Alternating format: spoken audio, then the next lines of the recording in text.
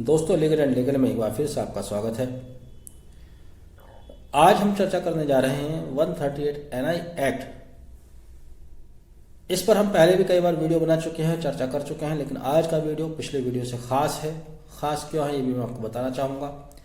हमारे बहुत से व्यूवर्स और बहुत से साथी अक्सर ये मालूम क्या करते हैं कि यदि किसी के चेक पर सिग्नेचर मिसमैच हैं या इनकम्प्लीट हैं, क्या तब 138 अट्रैक्ट होता है? या किसी ने चेक दिया ड्रावर ने, उसके बाद अपने बैंक को कहा कि इसका पेमेंट स्टॉप कर दें, क्या पेमेंट स्टॉप कराने पर 138 एनआई एक्ट अट्रैक्ट होता है? या किसी व्यक्ति ने चेक दिया ड्रावर ने और चेक देने के बाद वो अपना अकाउंट क्लोज कर देता है, क्या तब ये अट्रैक्ट होता है?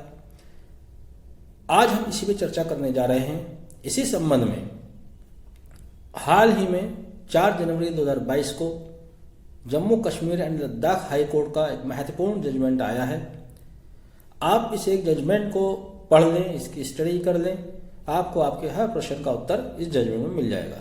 जब आप इस जजमेंट को आखिर तक पढ़ेंगे तो आपको ये भी महसूस होगा कि हाई कोर्ट द्वारा ये जजमेंट डिलीवर करते समय इसमें बहुत मेहनत की गई है। जी हाँ, मैं बात कर रहा हूँ case number 46 of 2021 Parvez Ahmad Bhat versus Fida Mohammad Ayub, जो कि जस्टिस संजय धर की अदालत के समक्ष पेश हुआ। केस के बैकड्रॉप में अगर जाएं, हुआ ये था कि पिटिशनर मजिस्ट्रेट द्वारा केस का संज्ञान लिए जाने से खुश नहीं थे और उन्होंने मजिस्ट्रेट के आदेश 27/8/2020 को चैलेंज किया, ये कहते हुए कि चेक उन्होंने एक पार्टी को अपना चेक दिया था, यानी कि फिदा मोहम्मद अयूब को 15 लाख रुपए के 2 चेक थे, एक चेक 10 लाख रुपए था, जो कि बैंक ने ऑनर किए बिना वापस कर दिए, डिसऑनर हुए। उसके ऊपर रिमार्क लिख कर आया ड्रावर सिग्नेचर इनकम्प्लीट। लेकिन मजिस्ट्रेट ने तथ्यों का अवलोकन करने के बाद इसमें समनिंग ऑर्डर जारी किए और प्रोसेस इश्यू किए। इसी से व्यथित होकर यह अपील हाई कोर्ट के समक्ष आई। पिटिशनर ने हाई कोर्ट के समक्ष प्ली रखी कि चूंकि सिग्नेचर इनकम्प्लीट के कमेंट के साथ, रिमार्क के साथ चेक डिसऑनर हुआ है, जबकि 138 में इस तरह का कोई प्रावधान नहीं दिया गया है। वहाँ केवल 2 ही कंडीशन में 138 का केस होना साबित होता है, यह बताया गया है कानून में। इसलिए उसके विरुद्ध यह कार्रवाई जो मजिस्ट्रेट ने आदेश दिया है, प्रोसेस इशू किया है या केस का संज्ञान लिया है, यह गैर कानूनी है, जो कि एनआई एक्ट की धारा 138 और 139 के विरुद्ध है। इससे पहले हम आगे बढ़ें, यहाँ पर हमें ये भी डिस्कस करना होगा कि सेक्शन 138 आखिर क्या कहती है। सेक्शन 138 में चेक डिसऑनर के सही बातें 2 ही कंडीशन बताई गई हैं कि या तो खाते में इनसफिशिएंट अमाउंट है, जितने रुपए का चेक दिया गया है ड्रावर द्वारा ड्रावे को, ड्रावर के अकाउंट में उतनी राशि नहीं है, तब है इनसफिशिएंट फंड के बिना पर डिसऑनर होकर वापस आ जाएगा। या दूसरा इसमें कि जितना अरेंजमेंट किया गया है चेक उस अमाउंट से एक्सीड है, उससे ज्यादा का है, कि अगर अरेंजमेंट से ज्यादा का अगर चेक है तब भी वो ऑनर नहीं हो पाता है, अनादृत हो जाता है। केवल 2 ही कंडीशन है, इन कंडीशन में ही यदि चेक वापस किया जाता है तो यह 138 एनआई एक्ट को अट्रैक्ट करता है। यही पिटिशनर का अपनी इस पिटिशन में कहना था। हाई कोर्ट ने पिटिशनर की बात को ना मानते हुए उसके द्वारा ली गई प्ली को, उसने एक केस रेफरेंस भी दिया था, विनोद तन्ना वर्सेस जहीर सिद्दीकी 2002, जो कि सुप्रीम कोर्ट का एक जजमेंट आया था, जिसमें सुप्रीम कोर्ट ने ये माना था कि यदि सिग्नेचर मिसमैच हैं तब वो 138 अट्रैक्ट नहीं करता है। वो भी उसने अपने कंटेंशन के फेवर में कोट किया। हाई कोर्ट का भी इससे डिफर आया। हाई कोर्ट ने कहा कि सुप्रीम कोर्ट ने इससे पहले बहुत सारे मामलों में ये स्थापित किया, ये कहा है कि यदि चेक डिसऑनर होने का कारण इनसफिशिएंट फंड, ये जो फंड अरेंज किया गया है उससे अलावा कोई तीसरा कारण भी होता है, जैसे कि सिग्नेचर मिसमैच है या सिग्नेचर इनकम्प्लीट है या अकाउंट क्लोज हो गया है या स्टॉप पेमेंट है, तब भी 138 NI एक्ट का मामला बनता है। इसी के संबंध में हाईकोर्ट द्वारा सुप्रीम कोर्ट के पिछले दिए गए जजमेंट का भी उल्लेख किया गया, वो भी मैं आपको बताऊंगा कौन कौन से जजमेंट का उल्लेख किया गया है। इनको भी आप नोट करके चलिएगा, ये आपके काम आने वाले हैं। जिससे स्थापित होता है कि यदि चेक बाउंस होने का कारण इन 2 कारण के अलावा जो कि 138 जो कि एक्ट में दिया गया है, इसके अन्य भी किसी कारण से चेक बाउंस होता है, तब भी 138 का मामला बनता है। हाई कोर्ट ने यहाँ पर कोट किया है NEPC Micron Limited and others versus Magma Leasing Limited, जो कि 1999 का केस है, जिसमें सुप्रीम कोर्ट ने कहा है कि 138 का अगर हम नैरो इंटरप्रिटेशन करते हैं तो यह जो इसके स्टैचू का एक ऑब्जेक्ट है ये उसके अगेंस्ट होगा। उसने अपने पुराने आदेश, सुप्रीम कोर्ट ने अपने पुराने आदेश पर रिलाई किया, जो कि उन्होंने कंवर सिंह वर्सेस दिल्ली एडमिनिस्ट्रेशन 1965 का जजमेंट है, Sawantraj and others versus state of Maharashtra 1975 का केस है, जिसमें कोर्ट ने कहा है कि अगर हम उसको नैरो इंटरप्रिटेशन करते हैं, जैसे हमने बताया इंटरप्रिटेशन करते हैं, तो ये 138 जो इसका लेजिस्लेटिव ऑब्जेक्ट है उसको डिफीट करता है, उसके अगेंस्ट जाता है।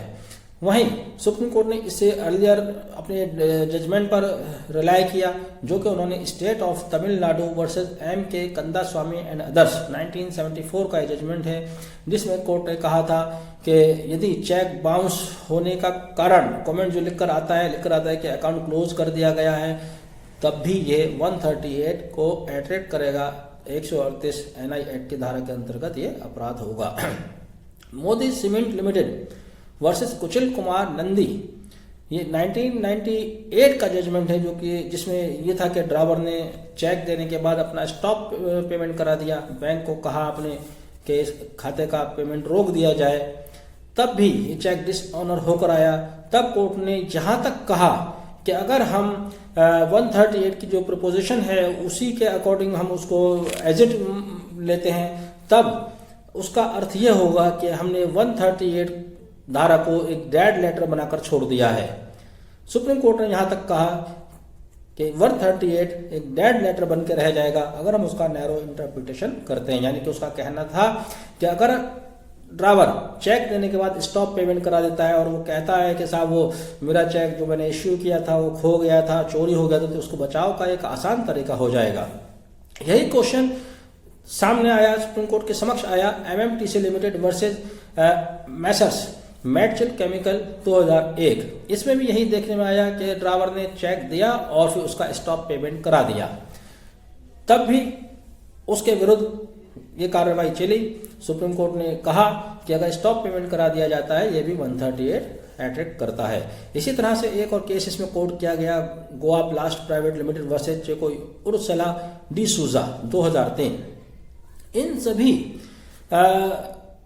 साइटेशन का और जजमेंट का जो सुप्रीम कोर्ट ने पहले अपने आदेश में दी है, अवलोकन करने के बाद हाई कोर्ट इस निष्कर्ष पर पहुंचता है कि चेक बाउंस होने का मामला 138 एक्ट में जिस तरह से डिफाइन किया गया है, इनसफिशिएंट फंड या exceed to the amount arrange by the driver with his bank, अगर हम इसी पर रिलाय करते हैं तो ये इसका इंटरप्रिटेशन बहुत नैरो हो जाएगा। इसलिए यदि चेक डिसऑनर होने का कारण स्टॉप पेमेंट है या अकाउंट क्लोज है, तब भी वह 138 के अंतर्गत अपराध माना जाएगा। जैसे कि प्रेजेंट केस में अफजल भट्ट ने विनोद तन्ना का केस अपने फेवर में दिया कि साहब विनोद तन्ना के केस में सुप्रीम कोर्ट ने इस कार्रवाई को नहीं चलने दिया था।